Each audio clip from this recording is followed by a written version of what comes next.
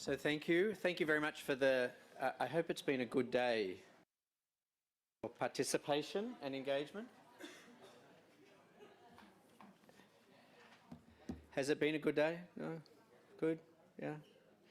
I do know that there was a lot of writing, a lot of talking. I heard some laughter, which is always good for day 4. So we now have the opportunity of reporting back and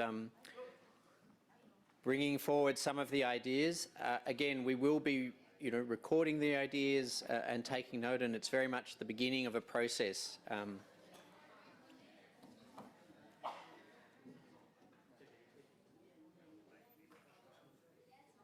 So in terms of the first session, thinking about enabling environments and environmental human rights defenders, I understand that Rocky, in a very democratic way, has allocated roles. I think, is that called guided democracy? So can I have volunteers for the first session on enabling environment and environmental human rights defenders? And I'm also very happy if you would like to come up and present from the front with your presentation. Please feel free to come up to the front and do so. That way you can look at everyone. Okay, so all the papers are to my right, to the left.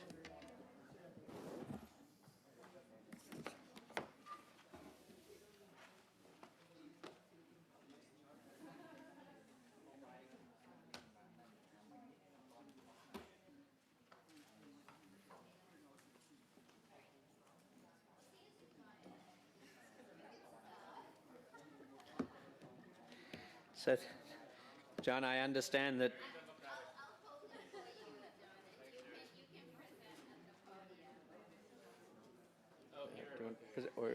Okay. Want to start? Hello. Okay. Hi, everyone. So we're from Group 1, I guess.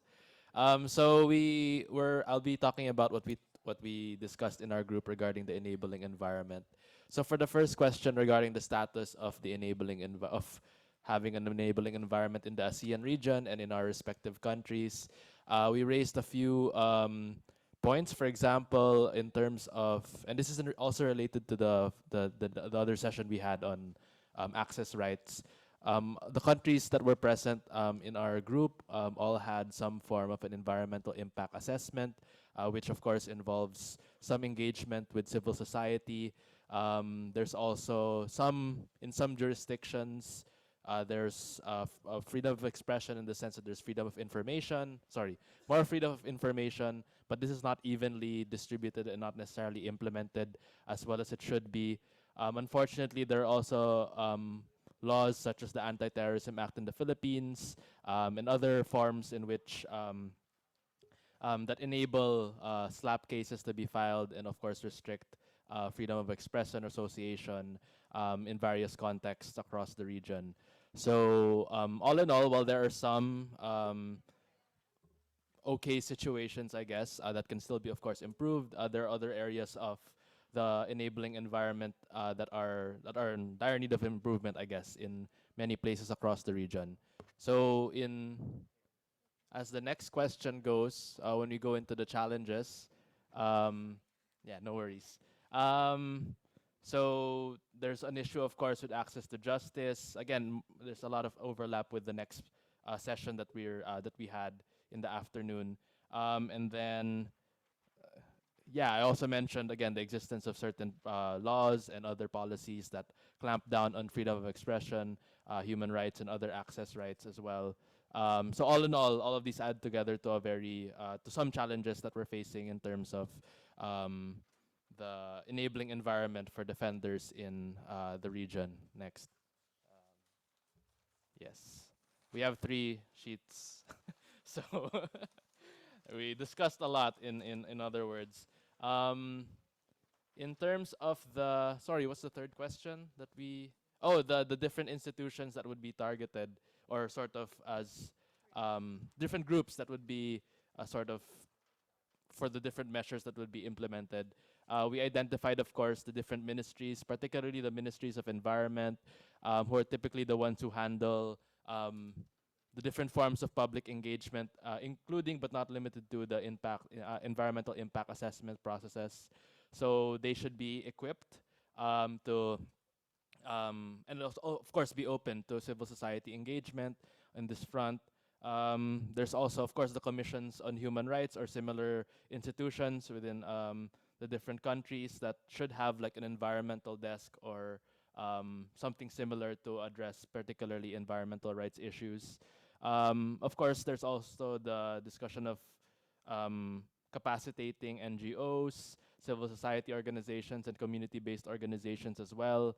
And I think part of the solution overall is also making sure that everybody is aware of environmental rights, including what is necessary to have this enabling environment. So that should also be part of the capacity building that we're going to hopefully have across the region. And then lastly, in terms of practical solutions, so as I mentioned already, capacity building for government, CSOs, even businesses and private sector, enabling legal systems. Of course, we recognize legal systems and different laws should be in place to improve essentially the enabling environment for our defenders. One challenge is, of course, enforcement is always a problem, and this can be linked in part to funding, so ensuring that there's adequate funding for the different institutions to carry out their mandates. And I think central to all of this is also making sure we have a clear definition, and personally, I think also broad definition of who environmental human rights defenders are, so we know who would be protected and who would essentially benefit from these kinds of new laws. And again, also in relation to the access rights discussion that we had, also ensuring that there's strong access to justice, including information justice. Yeah, I think that's about it for now. Hey, okay, thank you very much.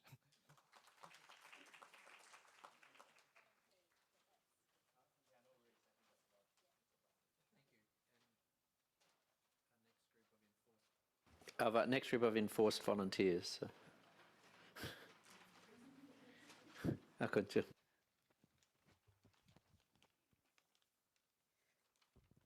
Good afternoon. We are from CT and TC, Cambodian, Thailand, and Thailand, Cambodia. Okay, the first question is about access to informations. Cambodia and Thailand, we have similar, not really similar, but the same issues that we are facing right now. The most particular thing is that access to informations. But in Cambodia, for example, if you talk about EIA, we have never seen EIA in place. But for Thailand, they have seen EIA, but EIA has lack of informations and lack of participations and inclusions from the directed impacted communities and also stakeholders.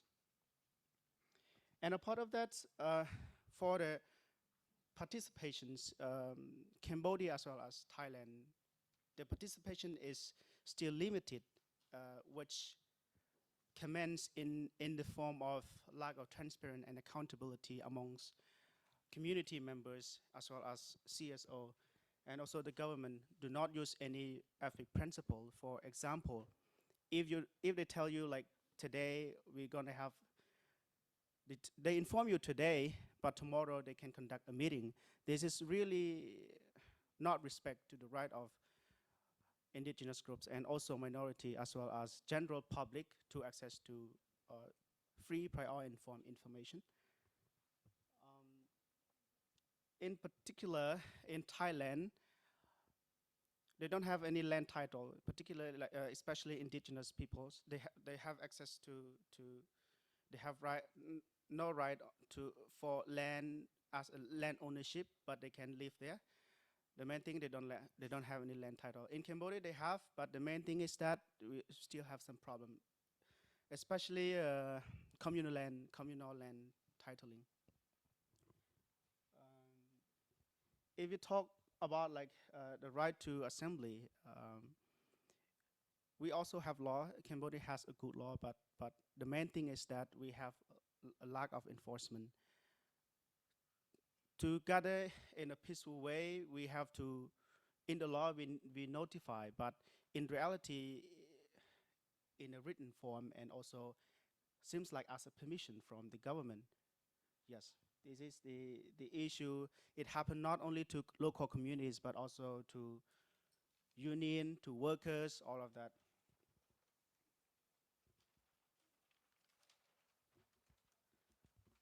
Here, if we talk about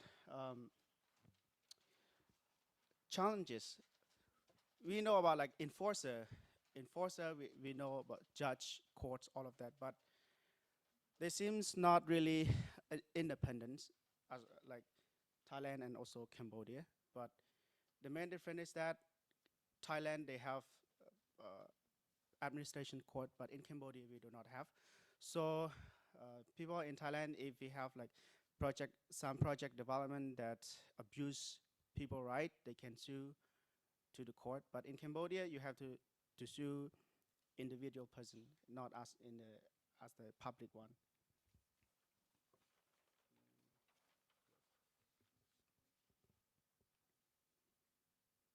And then what else? Okay. Thailand, especially like Thailand, they also have law anti-slap, right? And mostly the government use court to silence activists, all of that through like incitement, three-parting, and yeah.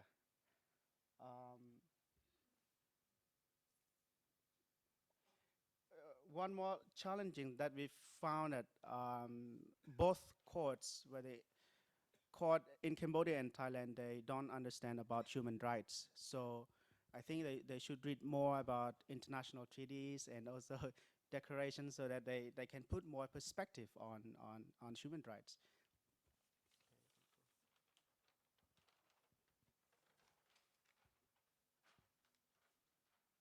What is the question?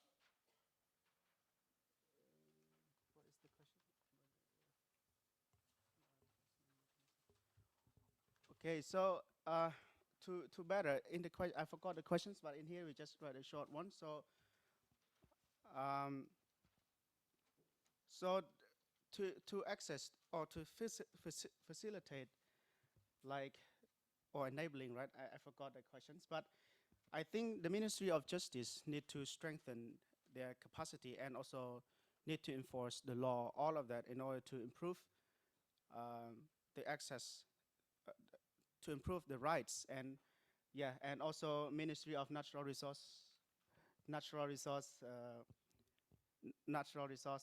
Ministry, also learn more about like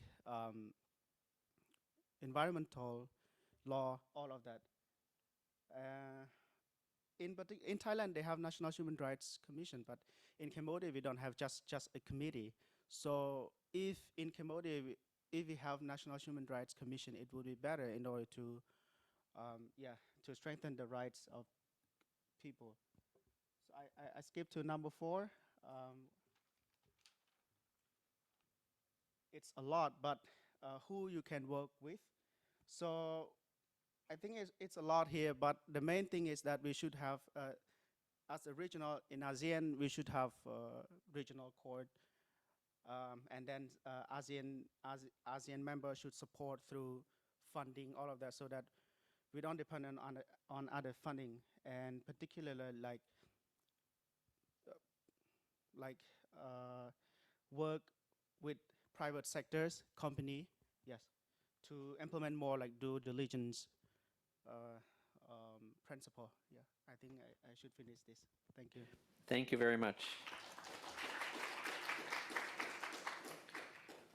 And just also to note that we have taken images of all of the presentations, and we will be compiling that into a report, just in terms of the report back on the comments that were made in the consultation.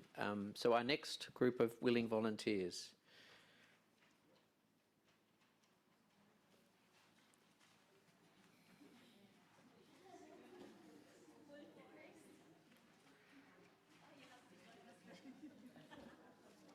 Dita, are we doing singing now?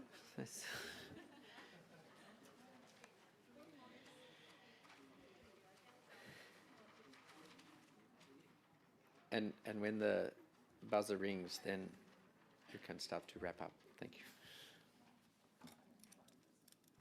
Good afternoon, everyone. I hope you guys are doing great. So have one request.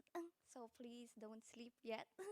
While I'm speaking. So for the status of the enabling environment for exercising environmental rights in respective countries, I would like to speak on behalf of the Philippines, Iran, Indonesia.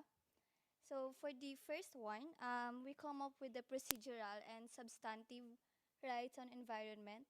So I would like to start for the constitutional provision. So everyone from Philippines, Indonesia, and Thailand, including Thailand, have a constitutional provision when it comes to the environmental law. Second is we have a human resource capacity with education and passion for the environment when it comes to green courses as well. Judges also have environmental certification in some jurisdictions, but not all countries have a certification when it comes to the environmental courses. So going forward to the challenges, would like to highlight these lawsuits and then the increasing violation of human rights and violation as well against the environmental defenders. And second, there is also a pressure from private industry interest. And also there is also a political system. Sometimes the government do not allow the participation of the public community to participate when it comes to the environmental activities. And then also there is a lack of trust between government and CSOS. There is also lack of implementations of laws. There is many plan from the government, but there is still no implementation itself. And last, for the challenges is the lack of resources and lack of national priorities or political will. So for the continuation of the now for the practical solutions rather, so we come up with the solutions. First is change the priorities by addressing the environment to the poverty. And sorry. So for the number three, rather, we're going to focus on vulnerable groups. So who are these vulnerable groups? So first is the indigenous people. Second is the women, youth, and children. Third is local communities. Fourth is persons with disabilities. Actually, we come up with two group of people, and the first one is that I mentioned, and the second one is the government sector. So for the government sector, the first one is the law enforcement officer. Second is judges, judiciary. Third is local governments and the ministry. We also come up with another group of people such as CSOS, the media team, and then the academe. So for the practical solutions, as in relation to the challenges that I mentioned earlier, we come up with first solution. The first one is anti-SLAPP laws for all the countries that I mentioned earlier should be passed and implemented. The second one, there must be an anti-corruption measures and incentives for growth for environmental factors. And then the third one is, as I mentioned earlier, there are so many plans for the government, but there is a lack of implementation. So we come up with the solution that there must be an obligation to declare and ensure no conflict of interest of the government officials. And the third is there must be an establishment of environmental courts and green legal clinics as mentioned in the day one of the conference. And there must be also raise of awareness, use of media, targeting the most vulnerable groups like I mentioned earlier. And there must be also citizen journalism and citizen science.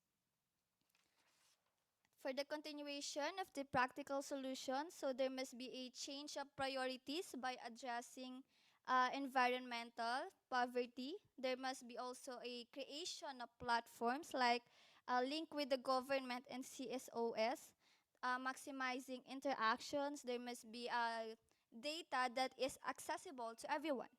And then there also must be capacity building and training. There must be also be a giving rewards for government and also non-government organizations and company, harmonizing responsibilities of government, audit system for better implementation environment, penalizing violators and use fine as a funds for the companies. And then the last is mutual legal assistance in the region for prosecuting transboundary pollution and environmental cases. That's all. Thank you.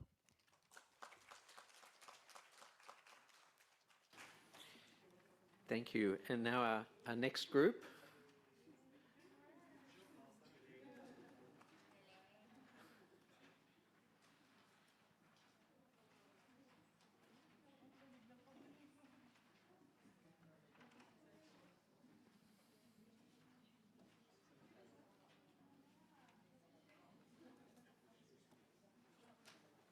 Hep hep. I okay.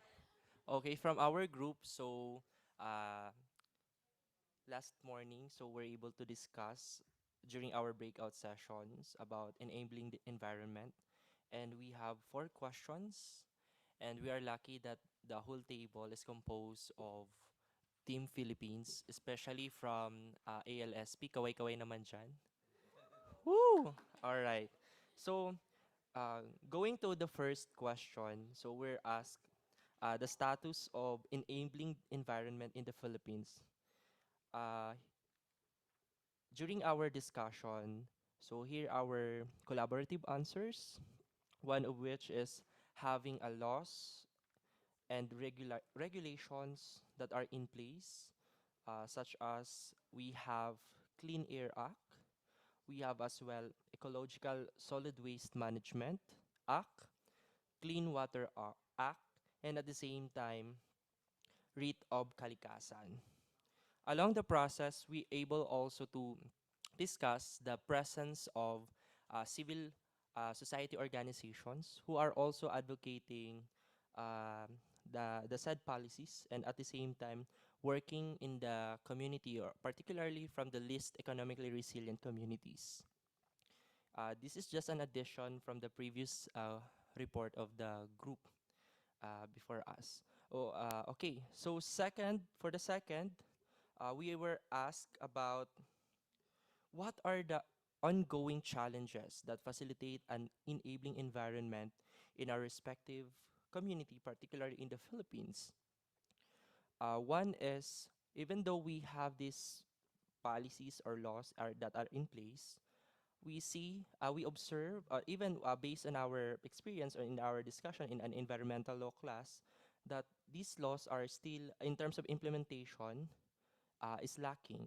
Then second, there is no concrete monitoring and evaluation how these laws are being implemented from national down to local, particularly in the local government unit. So we observe that this more on compliance than going beyond the mandate. Then third is lack of access to the justice system. This is because that correct us if we are wrong, that there is no green court in terms of having this at the matter at hand.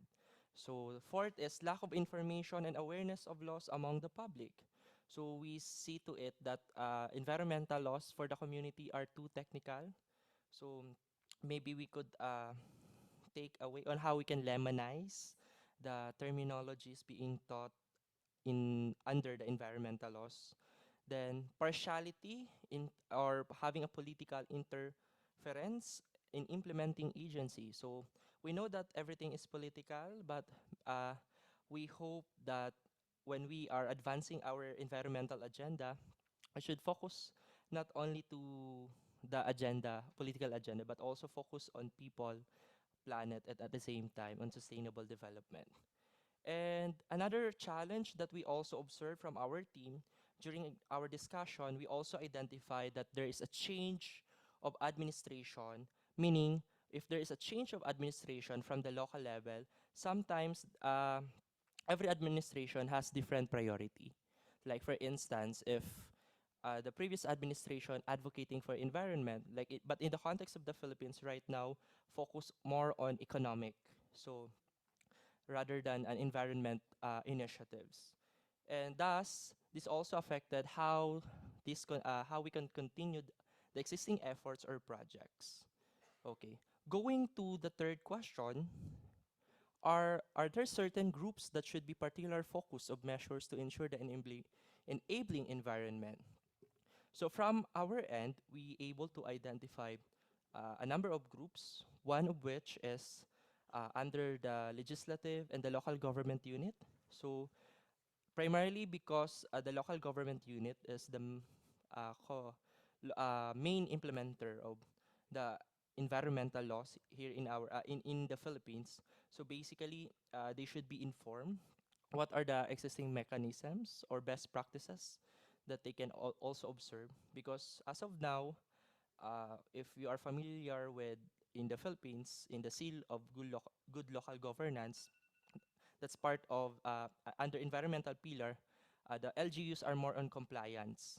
Then second is private sector. So the private sector should somehow aware of their avenues for possible green investment, especially in connection to their corporate social responsibilities and other key sectors. And civil society organizations as well, and local communities on how they could amplify their advocacies, especially in leveraging their respective programs, projects, and activities. And the key role of the academe on how these environmental laws or policies can be further implemented or can be taught, especially from early grade learners up to graduate school. Then the fourth one, what are the practical solutions that we can have as we from the identified issues and concerns? So one is maybe we could have a codification of environmental laws. We heard that there is an existing effort. Maybe our team could collaborate with them. Then second, laymanize laws and regulations. There are existing efforts in some community, but maybe we could also have a policy on that. Then establishment of green courts, of course. If Thailand has, maybe the Philippines could also have or benchmark on it. And strengthen judicial systems to ensure accountability. So aside from mere compliance, maybe we could also have this. Then fourth one, strengthen the curriculum and environmental laws. So integrating to our existing education system. And the fifth one, creating a new law that would ensure the continuity of different projects across amidst the changes in the administration. So thank you very much from Group 5. Thank you, Team ALSA Philippines. Thank you. So I think we have another group talking on enabling environment from the first.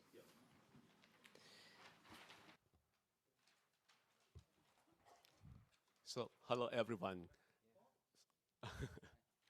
Okay, I'm Waraport from Kasetsart University, Thailand, and I'm representing our group, yeah. And in our group, we've got Cambodia, Myanmar, Thailand, the Philippines, and we put that down in this. Yeah, I have you.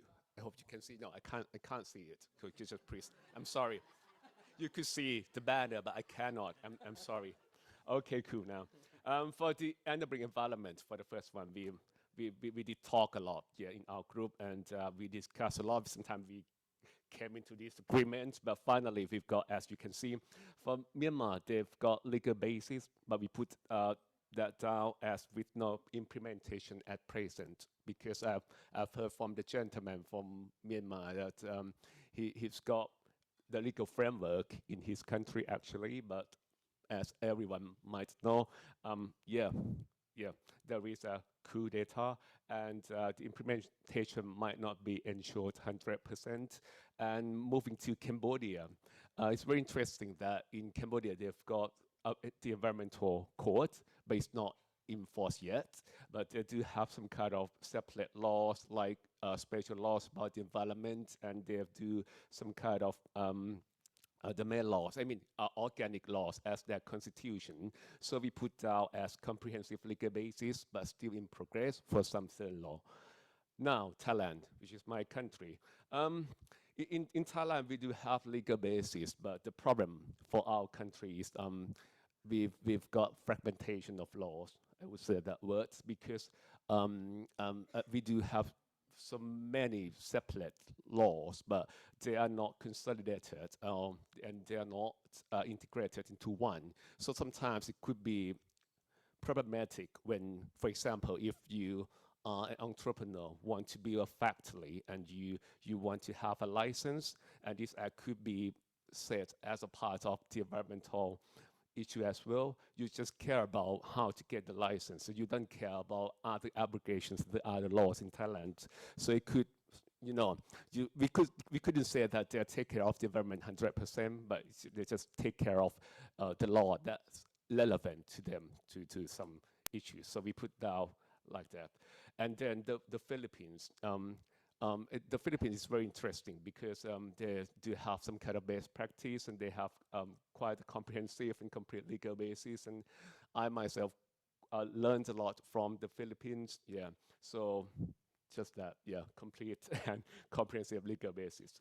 Moving on to the ongoing challenges. Yeah, we thought a lot about this and we came to some certain words here. Implementation, which is the classic problem in Thailand and in most countries in our group.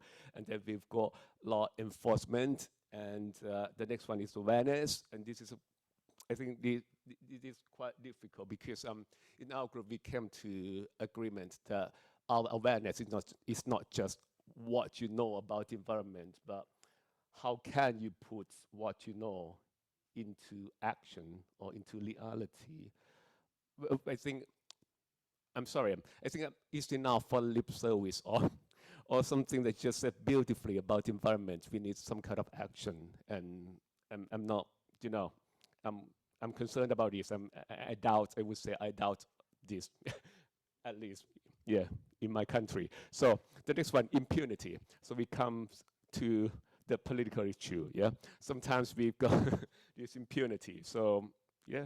You've got impunity for some certain people, but you just don't care about the environment. So who's going to suffer? You know the answer. The next one is political interference or intervention. Yeah, this happens again and again. We do have these ups and downs in Thailand and in some countries in this area. And the last one is local empowerment. We do have a concern about empowerment. We like to encourage the local people or some certain regions to have some kind of empowered mechanisms to make an enabling environment. So the next question. So it's about certain groups to get the focus. We start with NGOs and EHRDs. Yeah. Of course, environmental and human rights defenders. Thank you. So we need kind of people to get more access because you know, they're heroes for the environmental issue. We put, excuse me, indigenous groups. Yeah, indigenous groups. Of course, journalists and lawyers. Yeah, definitely. And then we've got private sectors as well, and then governments. Yeah, the governments could be important in terms of legislation or some kind of, you know, legal law-making process. Yeah, and the last one, the practical solutions and measures to facilitate an enabling environment. We do have this idea about lead shepherd from the gentleman from the Philippines, and I think it's very, very important. Would you like to clarify about lead shepherd, about his role in, yeah, please. Yeah, it's working with us. It's in relation to ASEAN. So if you want to do something with ASEAN or ASEAN governments, you need to identify a champion country. And the terminology used within ASEAN is a lead shepherd. It need not be the chairman of ASEAN, but it can be an appointed. Like, for example, the wildlife trafficking, wildlife enforcement lead shepherd for the entire ASEAN is Thailand. They are not the chair of ASEAN, but they lead that discussion within ASEAN. So we need to identify a champion country who's quite comprehensive with all the frameworks, who can champion this within AICHR or whatever ASEAN bodies that are relevant. Thank you. Okay, thanks very much. Okay, so that's the lead shepherd. And the next one is establishment of a platform that could provide access to information and public participation. We, we feel like we don't have enough platform or workable platform for drawing people to join in to get access to the information. Yeah, especially it could be conducted in local languages, so more people can be involved, yeah, and inclusivity can be ensured. And the last one is public petitions and requests. We really want to have some kind of, yeah, a place for people with grievance about the environment, the things that they suffering for a long time and they have no way out to get access to the solution. So we may have a kind of body or something that we can get the petitions from people. Yeah, and the last one is government mechanisms. Yeah, it goes in the same way as public petitions. Yeah, we put in the same category. Thank you very much. ขอบคุณครับ Thank you very much indeed.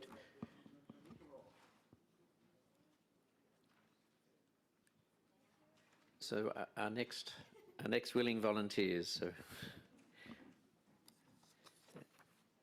and we are getting some quite comprehensive coverage: Cambodia, Myanmar, Thailand. Yeah. Good afternoon, everyone. So I will be presenting the minutes of the bilateral meeting between the delegates of Cambodia and the Philippines. So we are tasked to discuss the status as well as the challenges, the certain groups which we will be involving, as well as the measures or the solutions which we can think of for the challenges that we have discussed. So first, we have approached this in a very comparative manner. We have found out that Cambodia and Philippines has different status regarding environmental human rights defenders, as well as the status of environmental issues. So for Cambodia, it is when one exercises environmental rights, there are serious repercussions, but not that grave, unlike in the Philippines, wherein I think it was discussed from the earlier sessions here in UNEP, that there is a repercussion wherein it comes to a point where there is already violence against the environmental human rights defenders, against the of those who are opposing the private forces, as well as those projects, huge projects wherein the environmental or their natural resources are already involved. So we have also come up with the status that in Cambodia, also I think it applies as well in the Philippines, when an issue regarding the environmental rights is raised. So there are only not just purely the rights of the environmental issues related, but there are also civil and criminal effects which are also discussed in such forum. Then also in Cambodia, there are no issuance of court decisions regarding environmental cases. Actually, it's also the decisions of the court in general. So they have no access to the court decisions. That's why they are not able to identify on how they will be able to resolve, or what is the status, or if this issue which they have raised to the proper authorities have already been resolved, since the issues only die down after quite some time, or after it has not been discussed for a while. So in the Philippines, there is a mechanism wherein it is already implemented. I think most of the law students that are here in the Philippines are familiar. There are several remedies which are implemented. So we have the writ of kalikasan, we have the writ of amparo, and the writ of habeas corpus, which are already in place, which gives empowerment to the citizens, as well as those who are involved in environmental issues, and they can use that in order to put a certain emphasis, or to give emphasis that such issues is very important. So the government forces are using the force of exercising and environmental rights as leverage in order to red tag or to justify violence regarding the human rights defenders. So also we have identified on our discussion who are the EHRDs.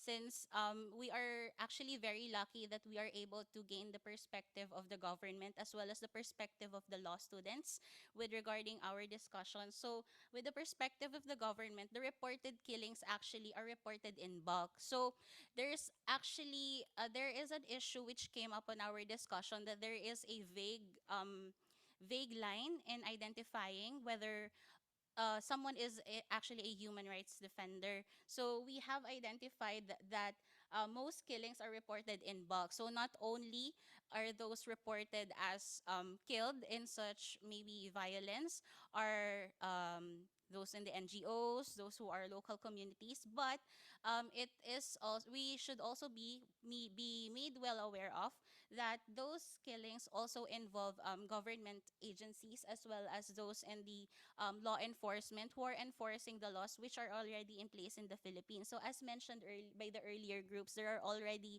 laws as well as policies that are implemented regarding the environmental rights in the Philippines. So it's just a matter of implementation on our part. That's why we have come up with the definition of, or we have come up with such discussion as to who should be called as EHRDs.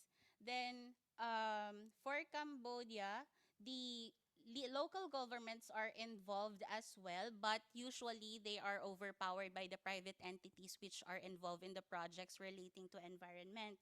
Also, it has come up that the term for environmental rights is really vague. So we have identified that it is for Cambodia. They have identified it that there are certain issues such as mining. We have those pertaining to land rights and etc. So the next one would be the yan. So the next one would be who will we be able to, who are the certain groups who are affected with the issue. So we have both come up with the conclusion that the communities, the roots should be involved in this type of issue. So not only with the communities, so specifically the vulnerable local communities as well as the indigenous people, and then we also have those from the government sector, the government officials who are implementing the laws which are already in place, as well as the mechanisms which are existing in both countries, not only in the Philippines. So we have also identified the environmental defenders. We have the CSO, the private interest groups, the youth and the children, mostly civic youth groups. We have the government workers, government agencies, as well as the academe. We have also identified that there should be also a group which is particular. I think this is also particular with Cambodia, that there is a certain group relating to environmental issues, but are focused mostly on the effects of such with women and children. And then lastly, we have to also cooperate with the judiciary and the prosecution. Now, for the measures that we have come up, we have one, two, three, four, five. We have six. So first is capacitating the community as well as the judiciary and prosecution. So that would cover awareness, access to information, as what we have mentioned, as we have discussed with the second session of the breakout, as well as empowering and providing inputs to decision making and policy making.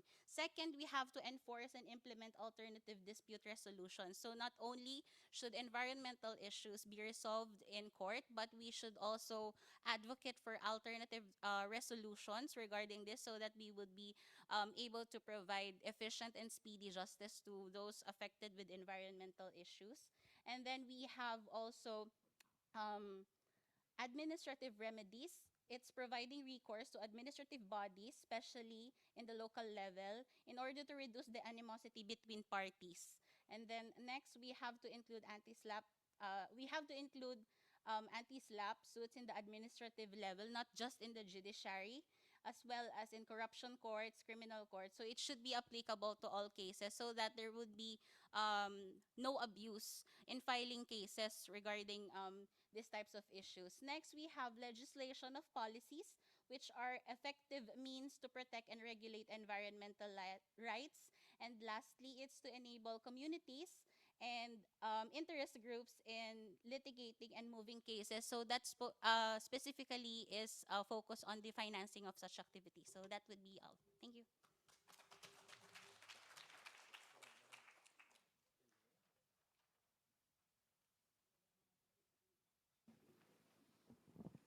And I think we have our last group, one more to go.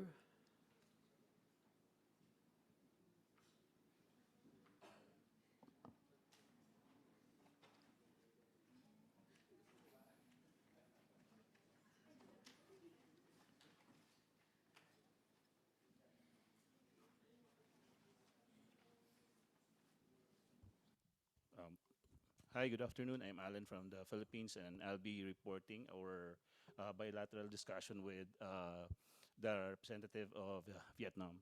We're actually focusing on access rights, and first we actually review the status of our access rights.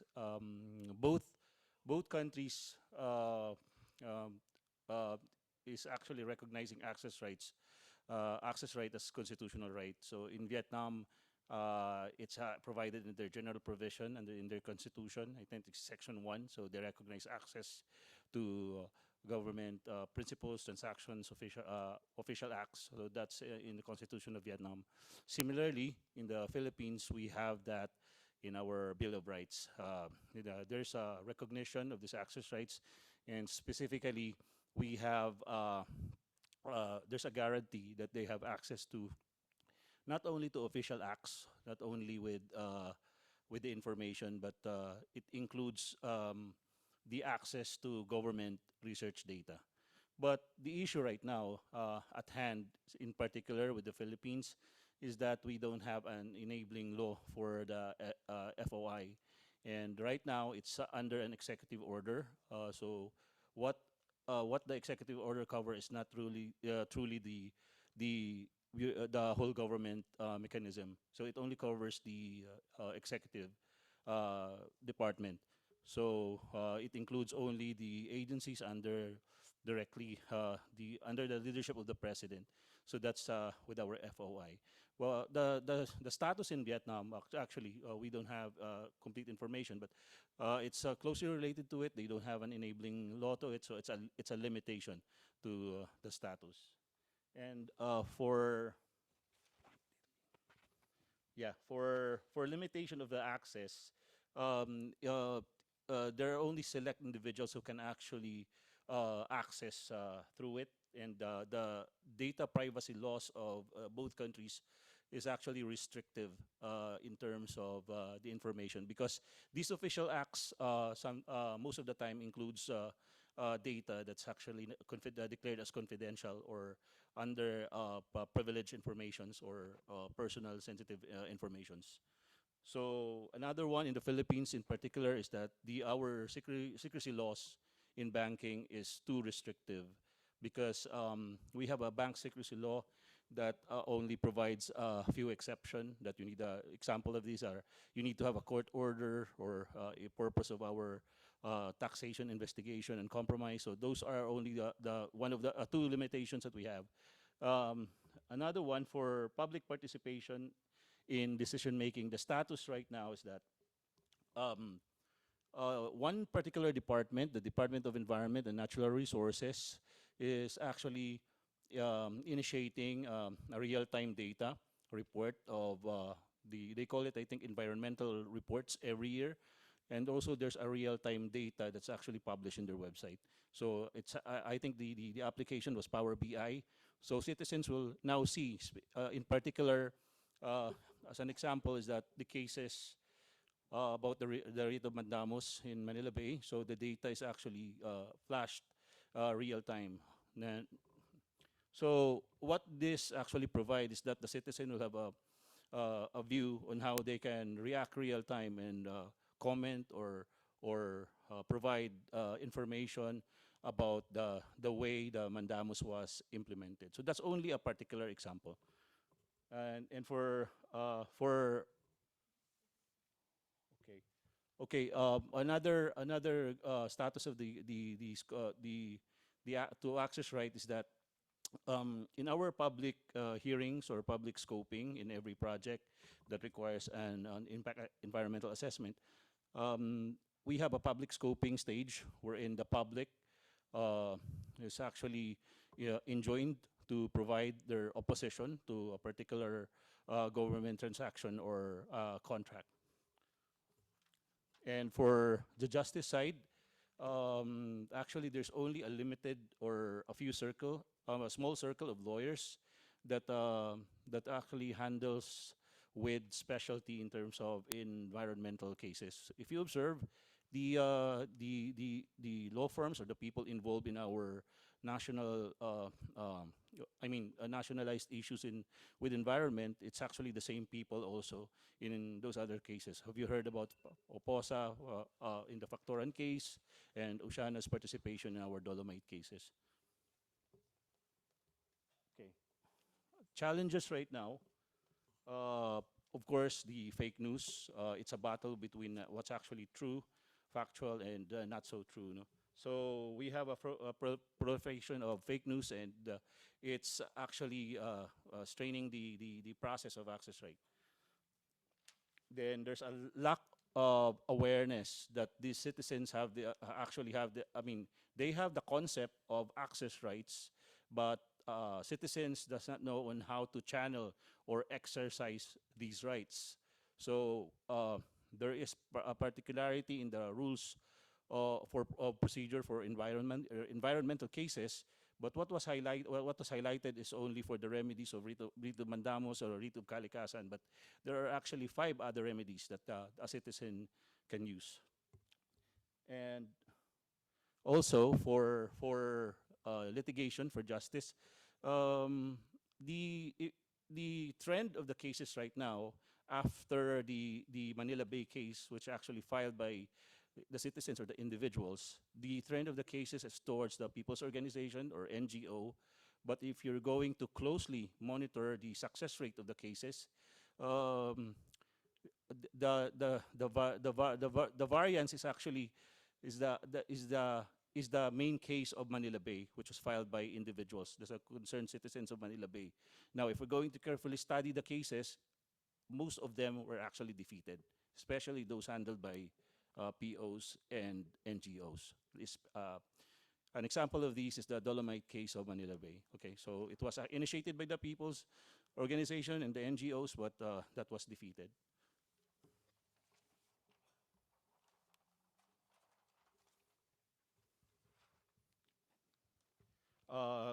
Particular focus, we actually try to scope the DNR and the agencies attached to DNR as not only the implementing agency on this one, but the agency that will actually cascade to the awareness and educational and information programs to the citizens.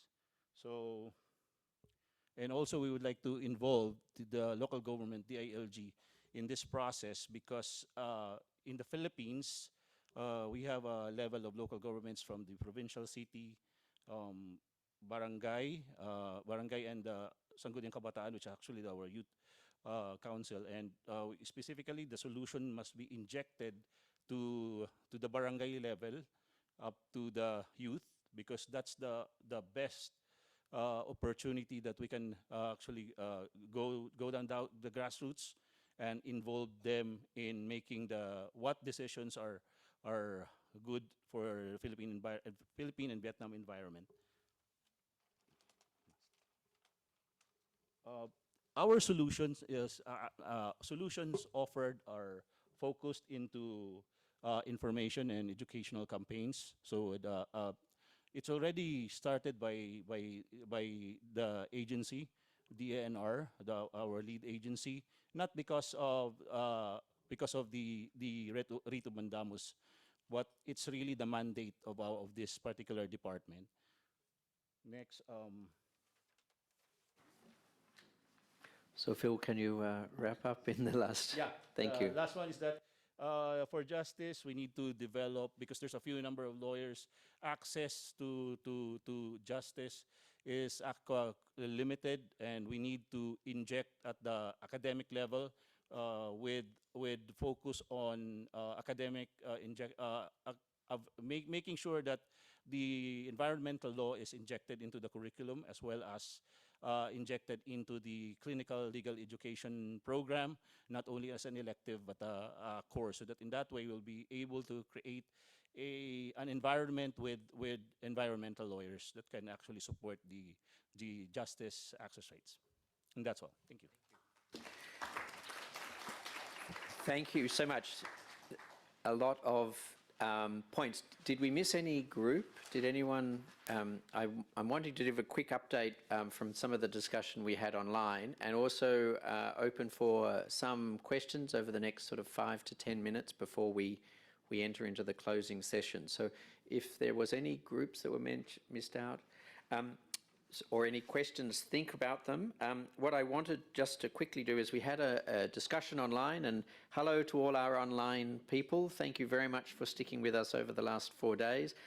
It is a challenge running hybrid events, and something that we always, the last one we ran with the Philippine Legal Education Board and the Asian Development Bank in the ADB headquarters, and there was the advantage with having the entire room, but we also didn't have that many breakout groups. So that was also something that we learnt. It's always challenging, so thank you very much for all our online participants. One of the things we did discuss initially, and I say hello to Linda Wong from the Deputy Secretary General from the China Biodiversity Conservation and Green Development Foundation, which is an extraordinary non-government organisation in China that does amazing work on biodiversity, and they've taken a number of very significant public interest environmental litigation cases. And one of the things they identified was the opportunity of sharing that experience in China with the participants within ASEAN. We also discussed the actual process for engaging civil society and identifying that next week as the working group established by the ASEAN Intergovernmental Commission on Human Rights will be examining a number of documents and proposals, including a stakeholder engagement process that hopefully, once it has been considered by the working group, will then lead into some significant further public consultation over the next 6 to 12 months. We discussed some of those issues that were raised on the need to ensure that environmental rights framework looks both at transboundary issues, but also focuses and includes some of the ocean protection issues, a focus that identifies or recognises that a lot of our environmental management and our environmental rights focus is actually on terrestrial or coastal zone issues where there is an interface between humans and the environment, but there is a vast area under the oceans that requires a great deal of protection and support, and protection from not only land-based sources but activities in the ocean. And then Sheila from UN Development Program, part of the Business and Human Rights Program run out of Bangkok by the UNDP, identified the important resource for media to be engaged in the process to both promote the environmental rights framework's discussion, but also the elements of the environmental rights framework. And then there was discussion, we had the discussion about the role of journalists that some group mentioned as a key stakeholder in both protecting environmental and human rights, but also promoting good governance structures to ensure that we have that enabling environment.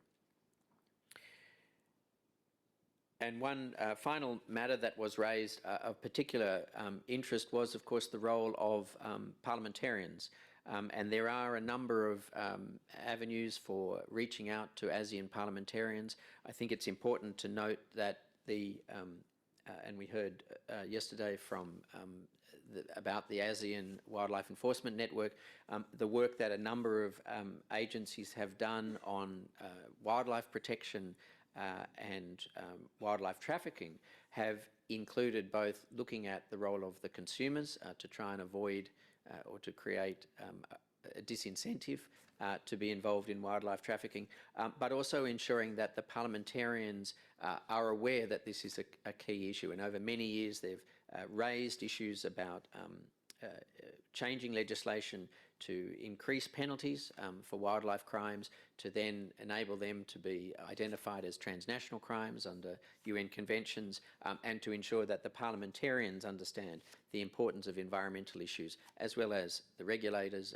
the governments, and the communities. So again, thank everyone online for participation. And before we move to the closing session, I would like to open it up for any questions or comments by any of our distinguished delegates here today. For those final last words.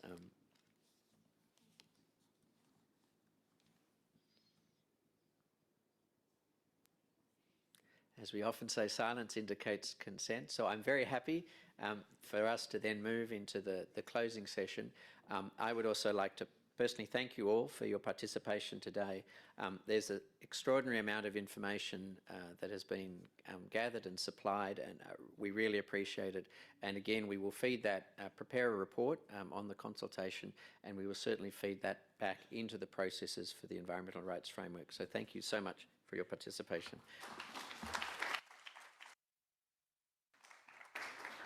Can I then invite Stefano, BJ, Rocky and Georgie to the stage? Thank you.